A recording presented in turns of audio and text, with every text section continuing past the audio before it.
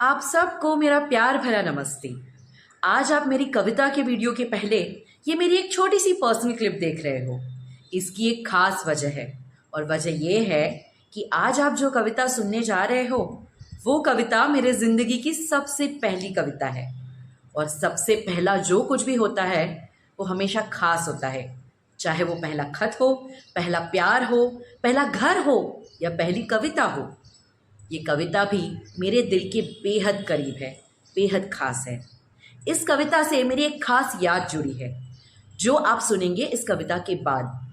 लेकिन इसके पहले ये बता दूं कि इस कविता की भाषा और कविता के भाव दोनों भी उस उम्र के अनुसार है जिस उम्र में मैंने ये कविता लिखी थी, यानी तब मैं थी 15-16 साल की।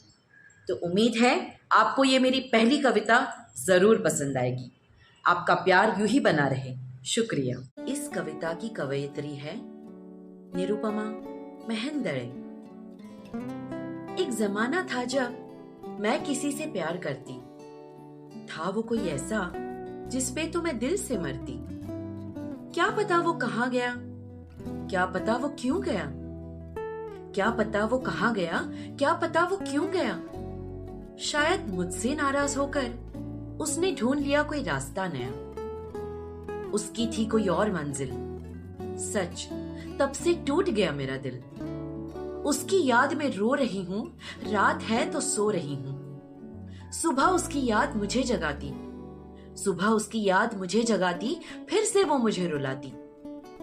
अब आप ही बताइए मैं क्या करूं जी, कुछ तो बताइए मैं क्या करूं। मेरी माँ का दिया हुआ मेरा पसंदीदा छाता जो गुम गया है, उसे कहाँ ढूंढती फिरूं, कहाँ ढूंढती फिरूं। तो कैसी लगी आपको मेरी पहली कविता? ये कविता जब मैंने लिखी तब मैं बहुत ज़्यादा परेशान थी, बहुत दुखी थी।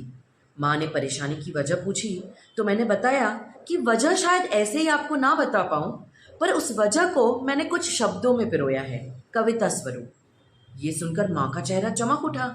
माँ बेहद खुश हुई और मैं उतनी ही ज़्यादा दुखी कि भाई मैं यहाँ रो रही हूँ, परेशान हूँ और माँ खुश कैसे हो सकती है, ये कैसे मुमकिन है। इस बात का खुलासा माँ ने बाद में किया।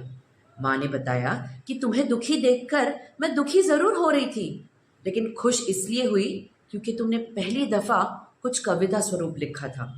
और खुश कैसे नहीं होती, माँ खुद बेहतरीन कविताएं जो लिखती थी, तो उन्हें खुश तो होना ही था कि उनका वो गुण उनकी बेटी में भी आया है। और जैसे ही मैंने माँ को कविता सुनाना शुरू किया, पहली 1-2 पंक्तियां सुनकर ही माँ एकदम गुस्सा हो गई। माँ ने आगे कविता सुनने या पढ़ने से मना कर दिया। अब मैं बिल्कुल मायूस हो गई। मुझे लगा कि अब कौन समझेगा मेरा दुख, और डर ये भी था कि कहीं मेरी पहली कविता अनसुनी न रह जाए। लेकिन माँ तो आखिर माँ होती है। कुछ देर बाद जब माँ का गुस्सा ठंडा हुआ, माँ ने फिर से एक बार मेरी कविता सुनी और इस बार माँ ने मुझे प्यार से गले लगा लिया। हम दोनों के आंसू रुके ही नहीं। लेकिन माँ गुस्सा इस बात से नहीं थी कि मेरा छाता खो गया। माँ को लगा कहीं लड़की प्यार व्यार के चक्कर में तो नहीं पड़ गई। ये थी वो याद। अब आप सोच रहे होंगे, एक छाते के लिए इतनी कविता लिख डाली, छाता ही तो था, खो गया, नया ले लेती। अब चल जाता है। अब अगर कुछ खो जाए तो हम सीधे बाजार जाते हैं और नई चीज ले लेते हैं और उसका हमें बुरा भी नहीं लगता। लेकिन तब वैसा नहीं था। तब चीजों के साथ भी इंसानों की भावनाएं जुड़ी होती थी और उस छाते के साथ मेरी माँ की भावनाएं जुड़ी थी, क्योंकि बड़ी मुश्किल से ढूंढ ढूंढ कर मेरे लिए माँ वो छाता ले आई थी। मुझे रंग पसंद है, इसलिए वैसा रंग बिरंगी छाता माँ बाजार से ले आई थी और वो मुझसे खो गया था।